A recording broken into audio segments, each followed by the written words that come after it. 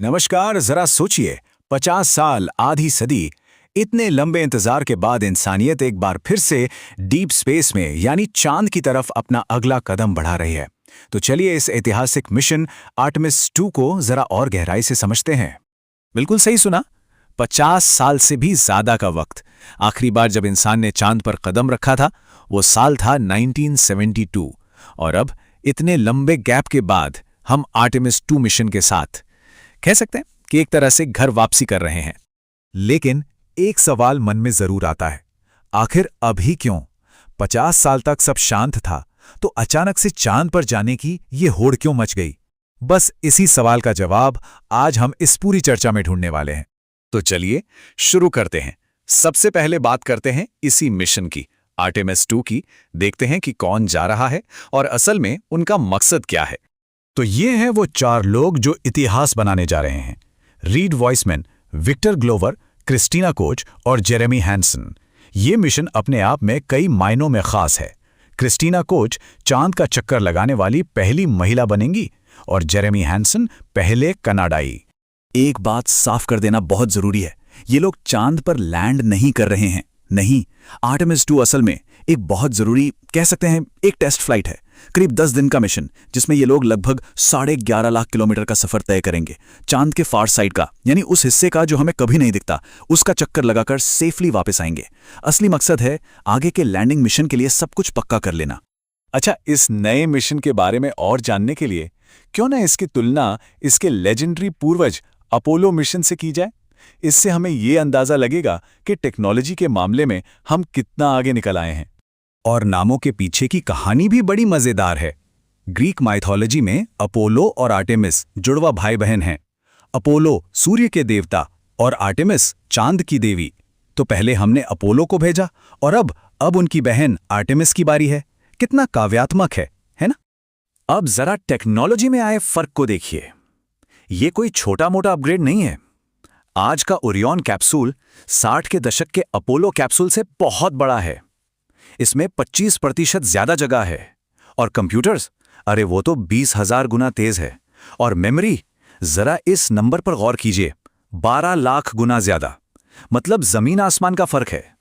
और वहां तक पहुंचने का तरीका भी बड़ा जबरदस्त है। इसे कहते हैं स्लिंग शॉट ट्रेजेक्ट्री, मतलब बिल्कुल एक गुलेल की तरह। पहले स्पेसक्राफ्ट धरती के चारों ओर चक्कर लगाकर रफ्तार पकड़ेगा और जब सही मोमेंटम बन जाएगा तो फ्लिंग उसे धरती की ग्रेविटी से बाहर सीधा चांद की तरफ फेंक दिया जाएगा। तो चलिए अब लौट कर आते हैं उस सबसे बड़े सवाल पर कि भाई 50 साल का इंतजार क्यों? अगर हम ये सब 1972 में कर सकते थे तो फिर दोबारा जाने में आधी सदी क्यों लग गई? सच तो ये है कि पहली स्पेस रेस सिर्फ साइंस के लिए नहीं थी। बिल्कुल नहीं, वो असल में कोल्ड वॉर का एक अखाड़ा थी, एक कंपटीशन। जब सोवियत यूनियन ने यूरी गगारिन को स्पेस में भेजा तो अमेरिका के लिए ये एक बहुत बड़ा झटका था।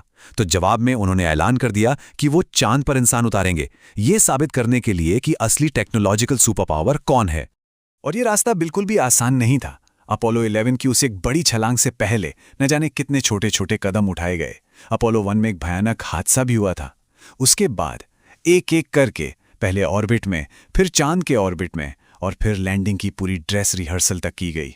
हर मिशन एक सबक था जिसने आखिरकार 1969 की उस ऐतिहासिक लैंडिंग की नींव रखी। तो फिर सब बंद क्यों हो गया? अपोलो 17 के बाद सब खत्म क्यों? क्योंकि मकसद पूरा हो गया था। स्पेस रेस जीती जा चुकी थी।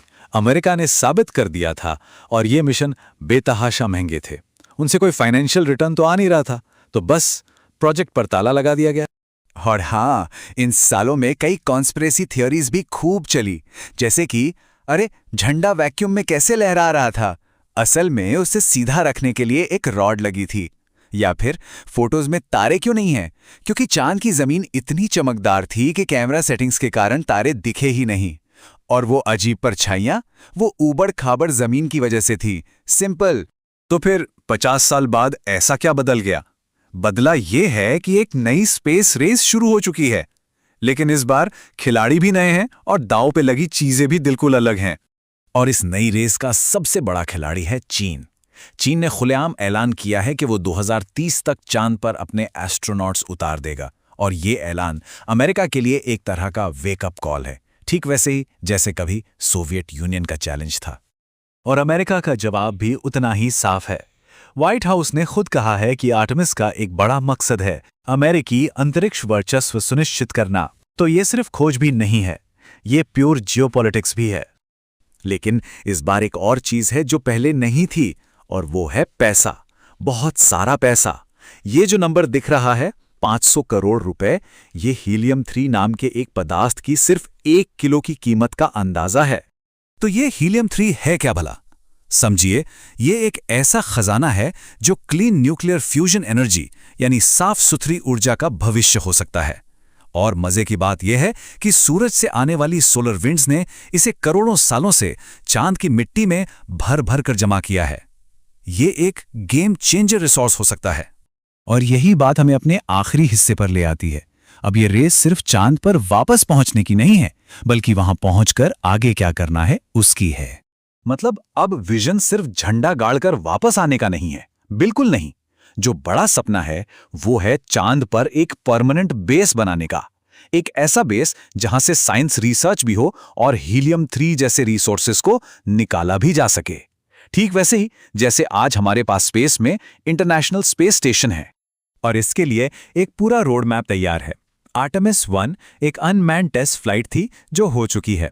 अब आर्टेमिस 2 हो रही है जो इंसानों को लेकर चांद का चक्कर लगाएगी।